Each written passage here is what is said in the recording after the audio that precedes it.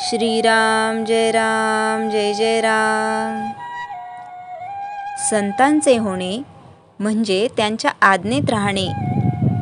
मी जिवंत राहावे हे जितके जरूर आहे, तितकेच परमात्म्याची ओळख करून घेणे जरूर आहे. जगात नावे ठेवीत नाहीत कोणाला. परमार्थाला वाहून घेतले तर प्रपंच नीट करीत नाहीत म्हणून नावे ठेवतात.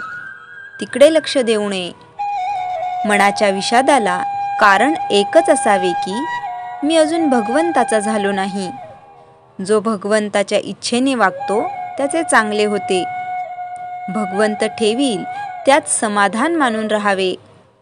भगवंताचे रूप आनंदमय आहे आणि सृष्टीचा क्रमच असा आहे की तो माणसाला आनंदप्रद पोहोचवित असतो. अत्यंत दरिद्र याला सुद्धा आनंदाची जागा असतेच. आनंदाशिवाय मनुष्य जगणे सुद्धा शक्य नाही. मी मुळात आनंद रूप असताना मग दुःखाचे गाडे कुठून आले?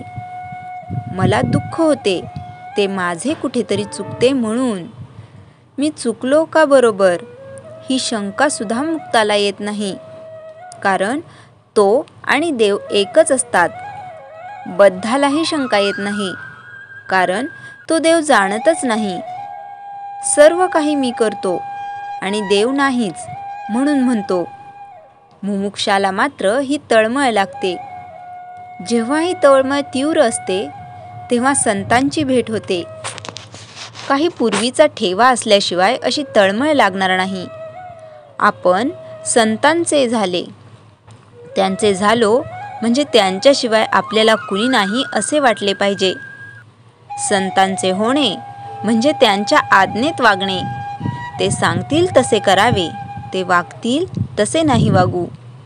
सत्याची संगत धरली म्हणजे सत्संगती मिळते.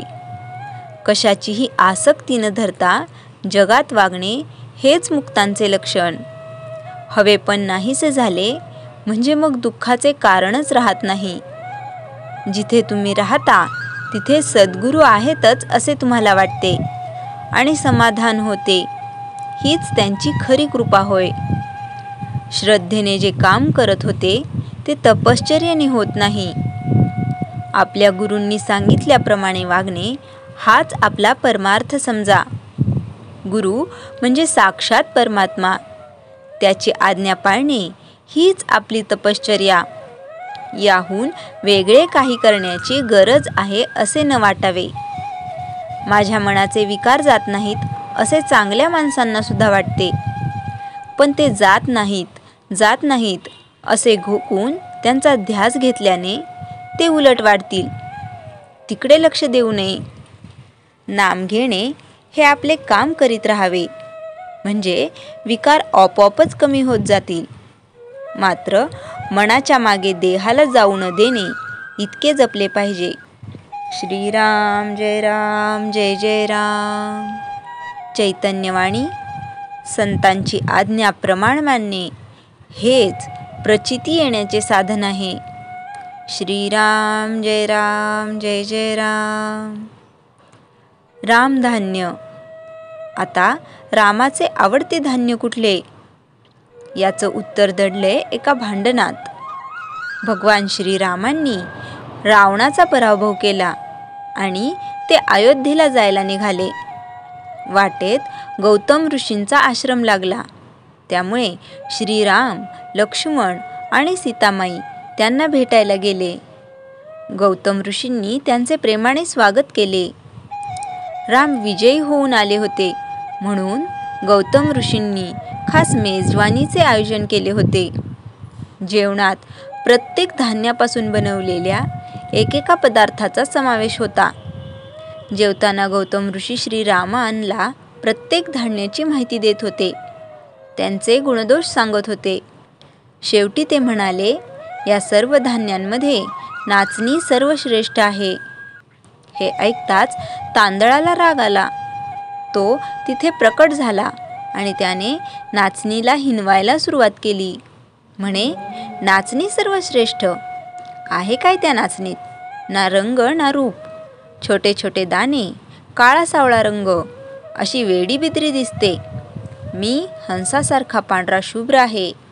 मला तर फुलासारखा सुगंध येतो आणि म्हणून लग्नात इतर मंगल कार्यात अक्षता म्हणून मिरवण्याचा मान माझाच, म्हणून मीच श्रेष्ठ धान्यात.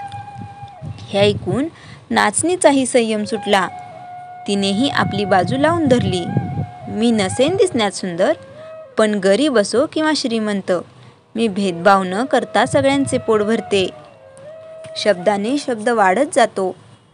शेवटी या दोघात श्रेष्ठ कोण हे ठरवण्याची जबाबदारी श्रीरामांवर येऊन पडते. राम म्हणतात की मी गेली 14 वर्ष घरापासून लांब आहे.